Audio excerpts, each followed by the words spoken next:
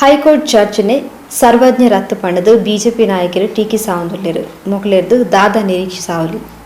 ನಮ್ಮ ದೇಶದ ಲಸಿಕೆ ಉತ್ಪಾದನೆ ದಾಯ ಕಮ್ಮಿಯಾಂಡು ಇಂದು ಬಿಜೆಪಿ ಸರ್ಕಾರದ ಆಡಳಿತ ವೈಫಲ್ಯಗೂ ಸಾಕ್ಷಿ ಪಣದು ಶಾಸಕರು ಮಾಜಿ ಸಚಿವರು ಶ್ರೀ ಯುಟಿ ಖಾದರ್ ಕೊರೋನಾ ನಿಯಂತ್ರಣ ವಿಷಯ ಸರ್ಕಾರದ ವೈಫಲ್ಯದ ಬಗ್ಗೆ ತಿಳಿಪಾಯಿರು. ಸಮಸ್ತ ನಾಡಿನ ಜನತೆಗೆ ಈದ್ ಹಬ್ಬದ ಶುಭಾಶಯ ಸಲ್ಲಿಸಿಕೊಂಡು ಬಹುಶಃ ಇವತ್ತು ನಾವು ಮಾರಕ ರೋಗ ಕೊರೋನಾ ಸಂದರ್ಭದಲ್ಲಿ ನಾವೆಲ್ಲರೂ ಕೂಡ ಹಬ್ಬಗಳನ್ನು ಆಚರಿಸುವ ಸಂದರ್ಭದಲ್ಲಿ ಸರ್ಕಾರದ ಎಲ್ಲ ನಿಯಮಗಳನ್ನು ಪಾಲಿಸಿಕೊಂಡು ಆಚರಿಸಿ ಸರ್ವರಿಗೂ ಕೂಡ ಸಂತೋಷ ಮತ್ತು ಆರೋಗ್ಯವಂತ ಸಮಾಜ ನಿರ್ಮಾಣ ಮಾಡಲಿಕ್ಕೆ ಸಹಕಾರ ಕೊಡಬೇಕಂತ ಕೇಳಿಕೊಂಡು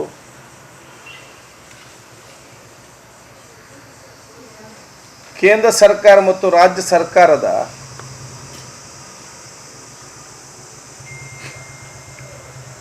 ನಿರ್ಲಕ್ಷ್ಯ ಕೊರೋನಾ ಮಾರಕ ರೋಗ ಸಂಬಂಧಪಟ್ಟಂತೆ ನಿರ್ಲಕ್ಷ್ಯ ಧೋರಣೆ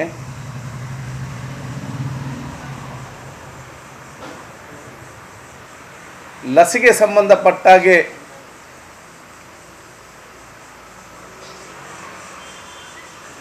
ಗಂಭೀರತೆ ಮತ್ತು ಬದ್ಧತೆ ಇಲ್ಲದಂಥ ಒಂದು ತೀರ್ಮಾನಗಳು ಹಾಗೂ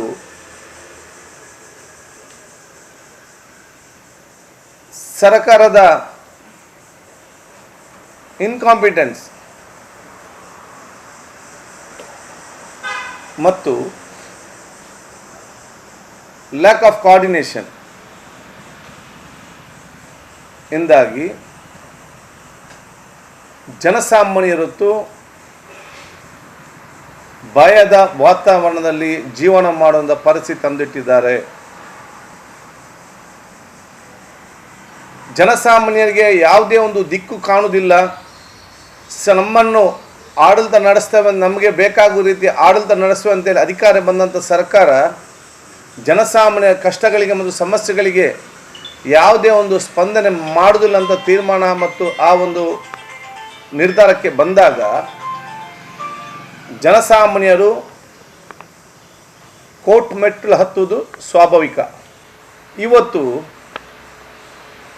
ಈ ರಾಜ್ಯಕ್ಕೆ ಆಕ್ಸಿಜನ್ ಇಷ್ಟು ಕೊಡಬೇಕಂತ ಹೇಳಿ ಹೈಕೋರ್ಟ್ ತೀರ್ಮಾನ ಮಾಡ್ತದೆ. ಇದನ್ನು ಕೇಂದ್ರ ಸರ್ಕಾರದಲ್ಲಿ ಸುಪ್ರೀಂ ಕೋರ್ಟ್ನಲ್ಲಿ ಕೇಂದ್ರ ಸರ್ಕಾರ ನಮಗೆ ಕೊಡಲಿಕ್ಕೆ ಆಗುವುದಿಲ್ಲ ಅಂತ ವಾದ ಮಾಡ್ತದೆ. ಆವಾಗ ನಮ್ಮ ರಾಜ್ಯದ ಒಂದೇ ಒಂದು ಸಂಸದರಿರಲಿ ಸರ್ಕಾರ ಇರಲಿ ಕೇಂದ್ರದ ವಿರುದ್ಧ ಮಾತಾಡಿದ ಅಥವಾ ಅವ್ರಿಗೆ ಹೋಗಿ ಒತ್ತಾಯ ಮಾಡುವಂತಹ ಒಂದೇ ಒಂದು ಕೆಲಸವನ್ನು ಕೂಡ ಮಾಡಲಿಲ್ಲ.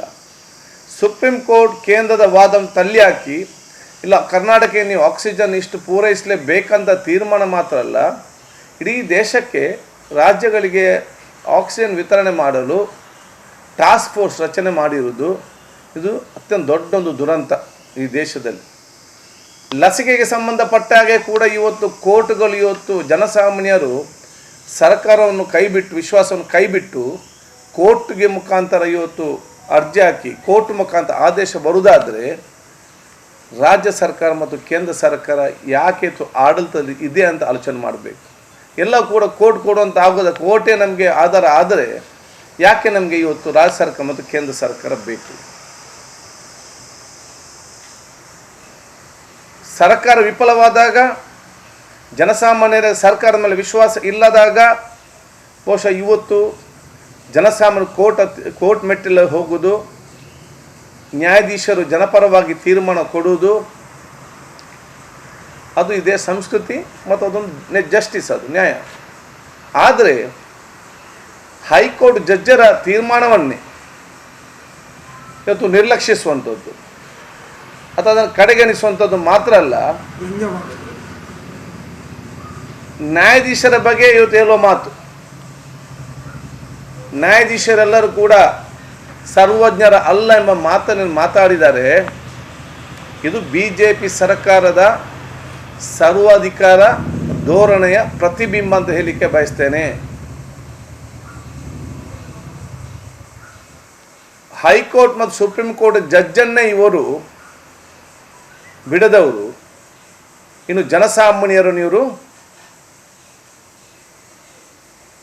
ಮಾತನ್ನು ಕೇಳ್ತಾರಾ? ಹೈಕೋರ್ಟ್ ನ್ಯಾಯಾಧೀಶರನ್ನು ಸರ್ವಜ್ಞರಲ್ಲ ಅಂತ ಹೇಳುವವರು ಮಹಾಜ್ಞಾನಿಯಾಗಿದ್ದಾರೆ. ಅವರು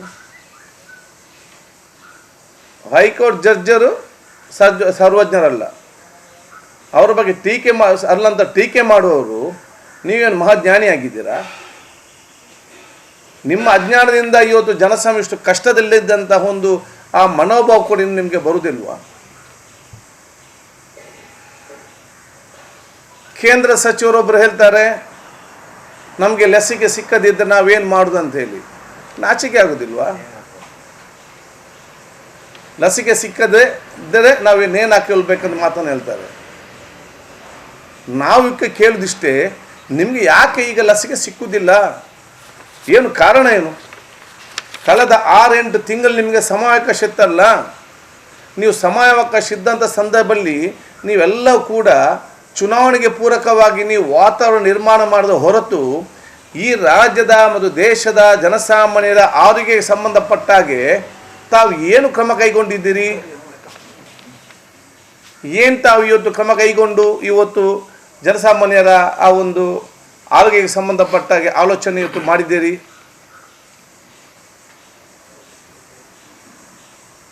ವಿಶ್ವದಲ್ಲಿ ಇವತ್ತು 22 ಕಂಪನಿಗಳಿದೆ ಲಸಿಕೆ ಮಾಡುವಂಥ ತಯಾರಿ ಮಾಡುವಂಥ 22 ಕಂಪನಿಗಳಿಗೆ ಇವತ್ತು ಪರ್ಮಿಷನ್ ಸಿಕ್ಕಿದೆ. ಅದರಲ್ಲಿ ಅಮೇರಿಕಾದಲ್ಲಿ 5 ಕಂಪನಿ, ಚೈನಾದಲ್ಲಿ 7 ಕಂಪನಿ, ಕ್ಯೂಬಾದ 2 company, UK 2 company, Russia 2 company, ಇಂಡಿಯಾದ 2 ಕಂಪನಿ, ಅದು ಜರ್ಮನಿಯ 1 ಕಂಪನಿ ಮತ್ತು ಕಜಕಿಸ್ತಾನ್.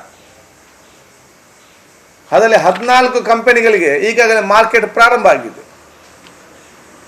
ನಮ್ಮ ದೇಶದಲ್ಲಿ ಇಷ್ಟು ಕೋಟಿ ಜನಸಂಖ್ಯೆ ಇದ್ದಾರೆ, ಇಷ್ಟು ಬೇಕಂತ ಹೇಳಿ ಯಾಕೆ ನೀವು ಅವ್ರು ಇನ್ನೂ ಕೂಡ ಇನ್ವೈಟ್ ಮಾಡಲಿಲ್ಲ? ಬೇರೆ ದೇಶದವರು ಭಾರತದಲ್ಲಿ ಆಗುವಂಥ 2 ಕಂಪನಿಯ ಲಸಿಕೆಯನ್ನು ಆಹ್ವಾನಿಸಿ ನಮ್ಮ ದೇಶದಲ್ಲಿ ಕೊಡಿ ಅಂತೇಳಿ ನಾವು ಇಲ್ಲಿಂದ ಅಲ್ಲಿಗೆ ಕಳಿಸುವುದಾದರೆ ವಿಶ್ವದಲ್ಲಿ ತಯಾರಾಗುವಂಥ ಬೇರೆ ವ್ಯಾಕ್ಸಿನೇಷನನ್ನು ನೀವು ಯಾಕೆ ಇನ್ವೈಟ್ ಮಾಡಲಿಲ್ಲ? ಇದು ನಿಮ್ಮ ವೈಫಲ್ಯತೆಗೆ ಒಂದು ಕಾರಣ ಹೌದಾ ಅಲ್ವಾ?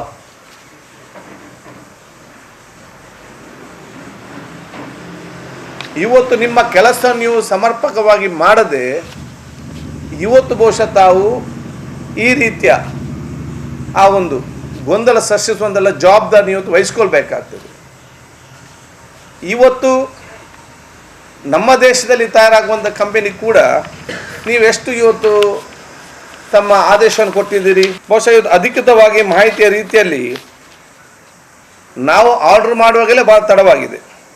ಅಮೇರಿಕ, ಯುರೋಪ್ ಮುಂತಾದವರು ಜುಲೈ ಮತ್ತು ಆಗಸ್ಟ್ ವೇಳೆಯಲ್ಲಿ ಲಸಿಕೆಗೆ ಇಂಟೆಂಟ್ ಆಗಿದ್ದಾರೆ, ಅರ್ಜಿ ಹಾಕಿದ್ದಾರೆ. ಅದು ಎಷ್ಟಕ್ಕೆ ಆಗಿದ್ದಾರೆ? ಆ ಕಂಪನಿ ಒಡಂಬಡಿಕೆ ಮಾಡಿಕೊಂಡಿದ್ದವು. ಅಮೇರಿಕ ಕಳೆದ ವರ್ಷ ಜುಲೈನಲ್ಲಿ ಮತ್ತು ಆಗಸ್ಟ್ನಲ್ಲಿ 400 ಮಿಲಿಯನ್ ಡೋಸಿಗೆ ಇವತ್ತು ಎಗ್ರಿಮೆಂಟ್ ಮಾಡಿತ್ತು. ಯುರೋಪಿಯನ್ ಒಕ್ಕೂಟ 800 ಮಿಲಿಯನ್ಗೆ ಲಸಿಕೆಗಳಿಗೆ ಒಪ್ಪಂದ ಮಾಡಿಕೊಟ್ಟಿದೆ. ಇಂಗ್ಲೆಂಡ್ 120 ಮಿಲಿಯನ್ಗೆ ಲಸಿಕೆಗಳಿಗೆ ಒಪ್ಪಂದ ಮಾಡಿ ಇವತ್ತು ಕೊಂಡಿದೆ. ನಮ್ಮಂಥ ದೇಶ ಬ್ರೆಜಿಲ್ 90 ಮಿಲಿಯನ್ ಲಸಿಕೆಗಳಿಗೆ ಇವತ್ತು ಒಪ್ಪಂದ ಮಾಡಿಕೊಂಡಿತ್ತು. ಆದರೆ ಭಾರತ ಜನವರಿಯಲ್ಲಿ July, August, October, November, December, after 7 month ನಾವು ಜನವರಿಯಲ್ಲಿ ಒಪ್ಪಂದ ಮಾಡಿಕೊಳ್ತೇವೆ. ಎಷ್ಟು ಲಸಿಕೆಗೆ? 16.5 ಮಿಲಿಯನ್, 16.5 ಮಿಲಿಯನ್ಗೆ ನಾವು ಕಂಪನಿ ಜೊತೆ ಒಡಂಬಡಿಕೆ ಮಾಡಿಕೊಡ್ತೇವೆ. ಈ ರೀತಿ ಮಾಡಿಕೊಂಡು ಇಡೀ ವ್ಯಾಕ್ಸಿನೇಷನ್ನ ಕಪಿಮುಷ್ಟಿಯಲ್ಲಿ ಇರಬೇಕಂತ ತೀರ್ಮಾನ ಮಾಡಿ ಇವತ್ತು ಜನರನ್ನು ಇವತ್ತು ಸಂಕಷ್ಟದಲ್ಲಿ ಸಿಲುಕಿಸಿ ಗ್ರಾಮೀಣ ಮಟ್ಟದಲ್ಲಿ ವೈದ್ಯರು ಮತ್ತು ಜನಸಾಮಾನ್ಯರು ಇವತ್ತು ಪರಸ್ಪರ ಆ ಒಂದು ಗೊಂದಲವನ್ನು ಸೃಷ್ಟಿ ಮಾಡಿದರೆ ಈ ದೇಶ ಕಂಡ ಒಂದು ಆಡಳಿತ ನಡೆಸುವಂಥ ಸರ್ಕಾರ ಮಾಡಿದಂತಹ ಅತ್ಯಂತ ದೊಡ್ಡ ದುರಂತ. ಎಲ್ಲ ಸಮಸ್ಯೆ, this is A disaster made by the running government. ಈ ಡಿಸಾಸ್ಟರ್ ಇದೆಯಲ್ಲ, ಇದು ಆಡಳಿತ ಪಕ್ಷದಿಂದ ನಿರ್ಮಾಣಗೊಂಡಂತಹ ಗೊಂದಲದ ಪರಿಸ್ಥಿತಿ. ಈ ಜವಾಬ್ದಾರಿಯನ್ನು ಇವತ್ತು ಕೇಂದ್ರ ಸರ್ಕಾರ ಮತ್ತು ರಾಜ್ಯ ಸರ್ಕಾರ ಒಪ್ಪಬೇಕು ಮತ್ತು ಕೋರ್ಟಿನ ಆದೇಶವನ್ನು ಪಾಲಿಸುವಂಥ ವಿಚಾರ ಇವತ್ತು ಆಗಬೇಕಂತ ಹೇಳಲಿಕ್ಕೆ ನಾನು ಇವತ್ತು ಬಯಸ್ತೇನೆ. ನಮ್ಮಲ್ಲಿ ಇವತ್ತು ಕೂಡ ಬಹಳ ಸ್ಪಷ್ಟವಾಗಿಲ್ಲ ಯಾವಾಗ ಬರ್ತದೆ ವ್ಯಾಕ್ಸಿನ್, ಹೇಗೆ ಬರ್ತದೆ, ಸೆಕೆಂಡ್ ಡೋಸ್ ಕೊಡುವಂಥ ಪರಿಸ್ಥಿತಿಯಲ್ಲಿ ಕೂಡ ಜನರಿಗಿಲ್ಲ. ಆದ ಕಾರಣ ರಾಜ್ಯ ಸರ್ಕಾರ ಬೇಕಬೇದ ಅವಕಾಶ ಇದ್ದಾಗ, ಯಾವಾಗ ನಮಗೆ ಬೇರೆಯವ್ರನ್ನ ಅವಕಾಶ ಇತ್ತು ಕರೀಲಿಕ್ಕೆ, ಆವಾಗ ನಾವು ಕರೀಲಿಲ್ಲ. ಈಗ ನೀವು ಕರೆದ್ರೂ ಕೂಡ ಬರೋನು ಕೂಡ ಆಲೋಚನೆ ಮಾಡ್ತಾನೆ, ಯಾಕೆ ಇಲ್ಲಿ ಮಾಡಿದ 2 ಕಂಪನಿ ಒಬ್ಬ ಊರು ಬಿಟ್ಟು ಹೊಡೆದ, ನಿಮ್ಮ ದೇಶ ಬೇಡ ಅಂತೇಳಿ. ಅಲ್ಲಿದ್ದವನು ಓಡಿ ಹೋಗಿದ್ದಾನೆ, ನಾವು ಎಲ್ಲಿಯ ಪರಿಸ್ಥಿತಿ ಅಂತ ಹೇಳಿ ನಮ್ಮ ಆಡಳಿತದ ಮೇಲೆ ಇರುವಂಥ ಒಂದು ತಪ್ಪು ಧೋರಣೆ ಈಗ ಬೇರೆ ದೇಶದಲ್ಲಿರುವವರು ಕೂಡ ಇಲ್ಲಿ ದೇಶಕ್ಕೆ ಇದು ಮಾರ್ಕೆಟಿಂಗ್ ಮಾಡುವಂಥದ್ದು ಪರಿಸ್ಥಿತಿ ನಾವು ಇವತ್ತು ನಿರ್ಮಾಣ ಆಗಿದೆ. ಮತ್ತು ರಾಜ್ಯ ಸರ್ಕಾರದ ಮಂತ್ರಿಗಳು ಕೂಡ ಜನರಿಗೆ ತಪ್ಪ ಅಭಿಪ್ರಾಯ ಕೊಡಬಾರ್ದು. ಇವತ್ತೇನು ಹೇಳ್ತಾರೆ, ನಾವು ಗ್ಲೋಬಲ್ ಟೆಂಡರ್ ಹೋಗ್ತೇವೆ, ನಾವು ಗ್ಲೋಬಲ್ ಟೆಂಡರ್ ಅಂತ ಹೇಳಿದರೆ ಯಾವುದೇ ಕಂಪನಿ ಪಾರ್ಟಿಸಿಪೇಟ್ ಮಾಡ್ಬೋದು ಅಂತೇಳಿ. ಆದರೆ ಇಷ್ಟು ನಮಗೆ ಜನರಿಗೆ ತಪ್ಪು ಮಾಹಿತಿ ಕೊಡುವವರು ನಮಗೆ ಹೇಳಬೇಕು, ರಾಜ್ಯ ಸರ್ಕಾರದ ಮಂತ್ರಿಗಳು, ನೀವು ಗ್ಲೋಬಲ್ ಟೆಂಡರ್ ಹೋಗಲಿಕ್ಕೆ ನಿಮಗೆ ಕೇಂದ್ರ ಸರ್ಕಾರ ಇನ್ನೂ ಕೂಡ ಒಪ್ಪಿಗೆ ಕೊಟ್ಟಿದೆಯಾ?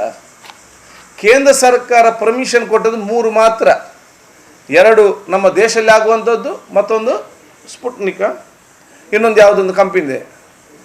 ಅವ್ರು ಕೊಟ್ಟದ್ದು 3ಗೆ ಮಾತ್ರ. ಈ 3ಅನ್ನಿಟ್ಟು ನೀವೇನು ಗ್ಲೋಬಲ್ ಟೆಂಡರಿಗೆ ಹೋಗೋದು? ಅಲ್ಲೇ ಪರ್ಮಿಷನ್ ನಿಮಗೆ ಸಿಕ್ಕಲಿಲ್ಲ ಇನ್ನೂ ಕೂಡ. ಜನ ಎಲ್ಲ ಕೂಡ ಕೇಳ್ತಾರೆ ಅಂತೇಳಿ ಏನಾದರೂ ಒಂದು ಹೇಳಿಕೊಂಡು ಹೋಗುವುದು ಸರ್ಕಾರದ ಒಂದು ಬದ್ಧತೆ ಮತ್ತು ಪ್ರಾಮಾಣಿಕತೆ ಇವತ್ತು ಆಗ್ತದೆ. ನಾವಿವತ್ತು ಆಲೋಚನೆ ನಾವಿವತ್ತು ಮಾಡಬೇಕಾಗ್ತದೆ. ಆದ ಕಾರಣ ಸರ್ಕಾರ ಸಂಪೂರ್ಣವಾಗಿ ಲಸಿಕೆ ಸಂಬಂಧ ವಿಫಲ ಆಗಿದ್ದುಕೊಂಡು ಬಹುಶಃ ಇದು ಜನಸಾಮಾನ್ಯದ ಗೊಂದಲಗಳು ಪಟ್ಟಿದ್ದಾರೆ. ತಕ್ಷಣ ತುರ್ತು ಕ್ರಮ ಕೈಗೊಂಡು ಬಹುಶಃ ಯಾವೆಲ್ಲ ರೀತಿಯಿಂದ ನಮಗೆ ಇವತ್ತು ಲಸಿಕೆ ಪಡಲಿಕ್ಕೆ ಸಾಧ್ಯವಾಗ್ತದೆ ಎಲ್ಲ ಕ್ರಮವನ್ನು ಇವತ್ತು ಕೈಗೊಳ್ಳಬೇಕು.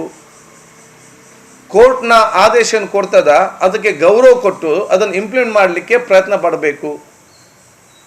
ಭಾರತ ದೇಶ ಚರಿತ್ರೆಯಲ್ಲಿ ಕೋರ್ಟ್ನ ನ್ಯಾಯಾಧೀಶರು ಜನರ ಪರವಾಗಿ ಒಂದು ತೀರ್ಮಾನ ಕೊಟ್ಟಾಗ ಈ ರೀತಿ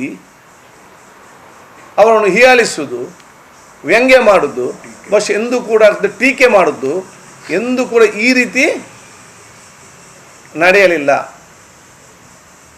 ಕೋರ್ಟ್ ಕೂಡ ಒಂದು ತೀರ್ಮಾನ ಕೊಡುವಾಗ ಏಕಾಏಕಿ ಕೊಡ್ತದ? ಎಲ್ಲ ಗೌರ್ಮೆಂಟ್ ವಕೀಲರ ಮಾಹಿತಿಯೆಲ್ಲ ತೆಕ್ಕೊಂಡು ಜನಸಾಮಾನ್ಯರ ಅಹವಾಲುಗಳನ್ನು ಸ್ವೀಕರಿಸಿ ಕಾನೂನು ನಿಯಮಗಳು ಏನಿದೆ ಮತ್ತು ಸರ್ಕಾರದ ವಕೀಲರು ಏನೆಲ್ಲ ಅಲ್ಲಿ ವಿಚಾರ ಹೇಳಿದ್ದಾರೆ ಇದನ್ನೆಲ್ಲ ಕೇಳಿ ಅರ್ಥ ಮಾಡಿಕೊಂಡೇ ಸರ್ಕಾರ ಇವತ್ತೊಂದು ತೀರ್ಮಾನ ಕೊಡ್ತದಂತೇಳಿ ಇವತ್ತು BJPಯ ನಾಯಕರು ಅರ್ಥ ಮಾಡಿಕೊಳ್ಬೇಕು. ಯಾವುದೇ ಒಂದು ಸ್ಟೇಟ್ಮೆಂಟ್ ಕೊಟ್ಟು ಜನರ ದಿಕ್ಕು ತಪ್ಪಿಸಿ ಆಗಿದೆ. ಈ ರೀತಿ ಜನ ದಿಕ್ಕು ತಪ್ಪಿಸುವಂಥ ಹೇಳಿಕೆಯಿಂದ ಇವತ್ತು BJP ಮುಖಂಡರು ದೂರ ಇರಬೇಕಂತ ನಾವು ಹೇಳಲಿಕ್ಕೆ ನಾನು ಇವತ್ತು ಬಯಸ್ತೇನೆ. ಅದೇ ರೀತಿ ನಮ್ಮ ಜಿಲ್ಲಾ ಮಟ್ಟಕ್ಕೆ ಸಂಬಂಧಪಟ್ಟ ಹಾಗೆ ಇವತ್ತು ಜನಸಾಮಾನ್ಯರು ಇವತ್ತು ಮಾರಕ ರೋಗ ಕೋವಿಡ್ ಹಂತವಾಗಿ ಜಾಸ್ತಿ ಆಗ್ತಾ ಇದೆ.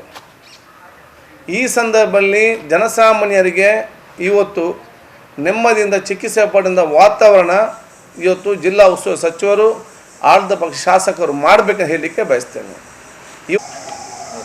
ಲಸಿಕೆಯಲ್ಲಿ ಭಾಳಷ್ಟು ಜನ ಇವತ್ತು 60-70 ವರ್ಷದಿಂದ ಬಿಟ್ಟಿದ್ದಾರೆ. ಈಗ ಹೇಳ್ತಾರೆ ಸೆಕೆಂಡ್ ಡೋಸ್ ಇದ್ದವನಿಗೆ ಫಸ್ಟ್ ಡೋಸ್ನಲ್ಲಿ ಸೆಕೆಂಡ್ ಡೋಸ್ ಕೊಡುವುದು ಅಂತೇಳಿ.